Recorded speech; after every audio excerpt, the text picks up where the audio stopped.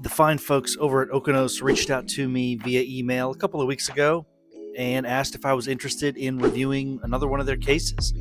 I've already done a review on the Aqua 5, which I absolutely loved. And of course, I jumped at the opportunity and they went ahead and got it out to me in the mail, and I got it about 4 or 5 days later, which was great.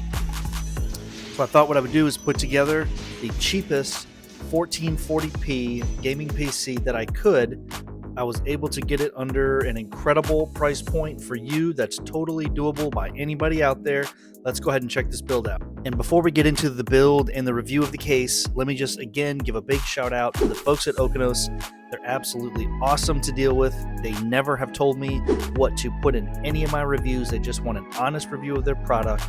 Thumbs up to them.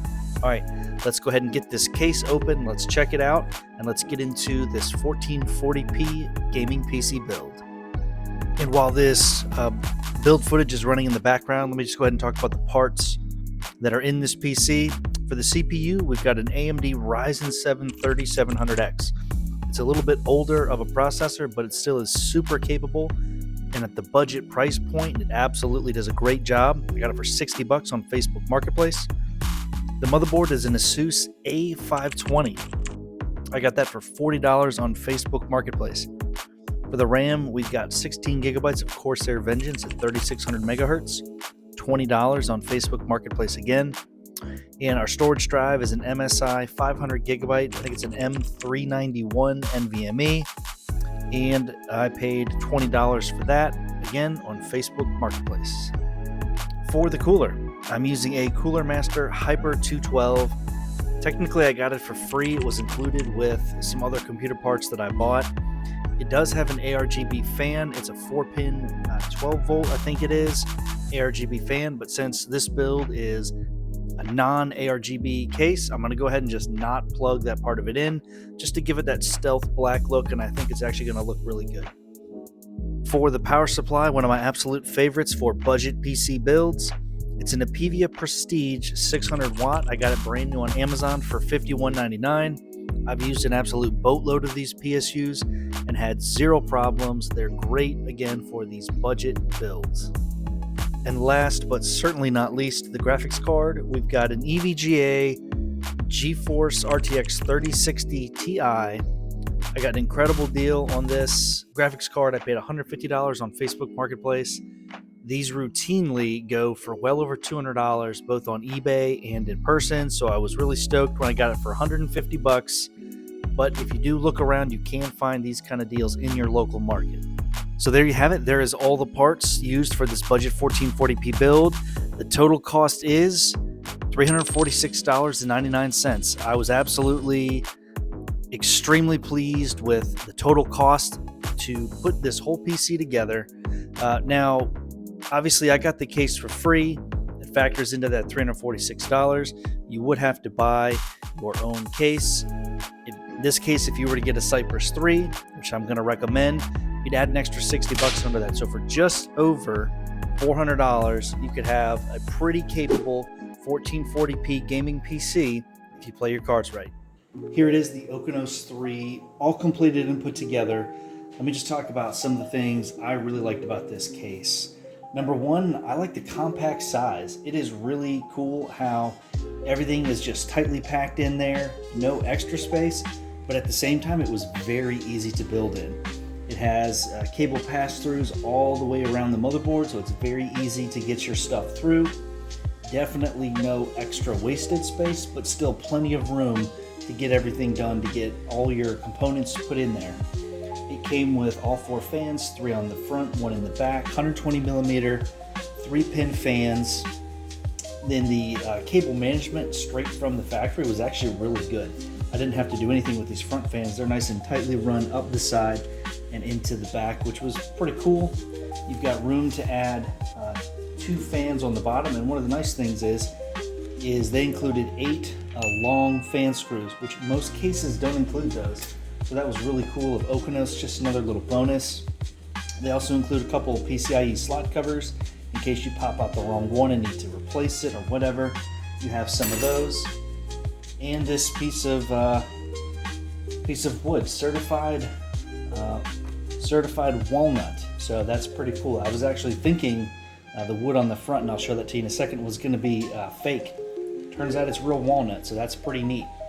It's got a great front I/O. It's got all the things you need for modern plugins. You've got Type-C, two 3.2 Type-A's, no fan hub or ARGB hub because there's no ARGB, so that's pretty neat. But all in all, the case looks really awesome. The front of the case, really nice looking. All of the mesh here, the wire mesh or the metal mesh, has kind of an interesting little like pizza pie kind of cutout shape, which is just different. And that's what I like about it, is it looks different. It's super small, it's super compact, looks really good, all for the price. I do have to admit, I was a little bit nervous about the room for cable management in the back of this case. As you can see, absolutely no troubles at all. Yeah, it's a little bit messy down here. There's not a lot of room in between the fan and the back of the power supply. There's not much room to do much with these cables, so I kind of zip tied them all together as best I could and smashed them back there, and it works okay. Everything else is running through and looking pretty good.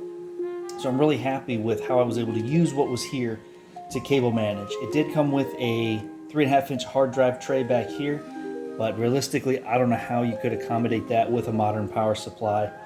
I think it would probably be too tight.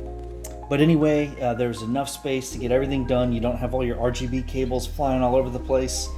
You could put a fan hub in here if you wanted to. Looks like it's got some screw positions for it, but again, this case purposely doesn't come with ARGB fans. You can get the ARGB version if you want to.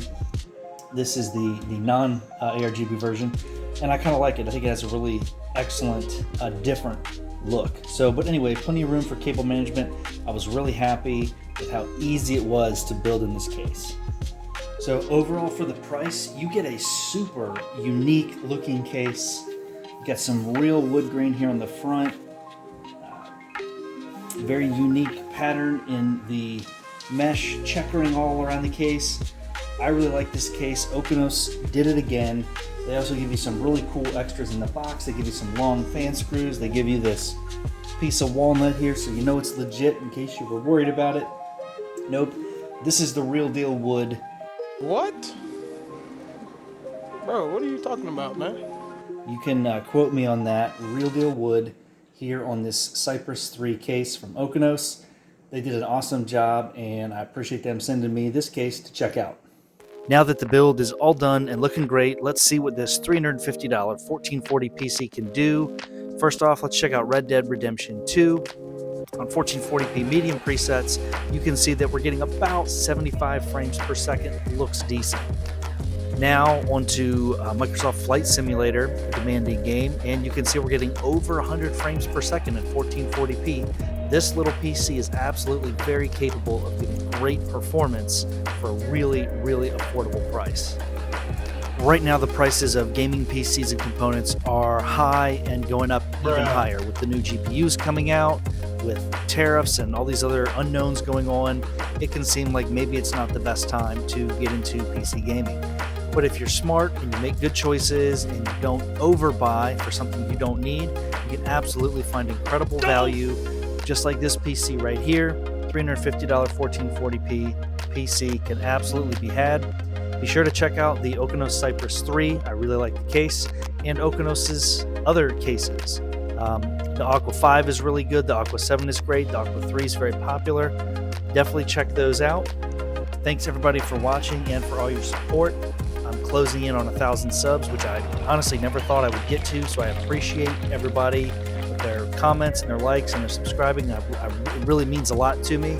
And in celebration of 1,000 subs, when I do get there, I will be doing a giveaway of some PC flipping gear to some of you, the viewers. So stay tuned for that. Appreciate everybody, and we'll see you on the next one.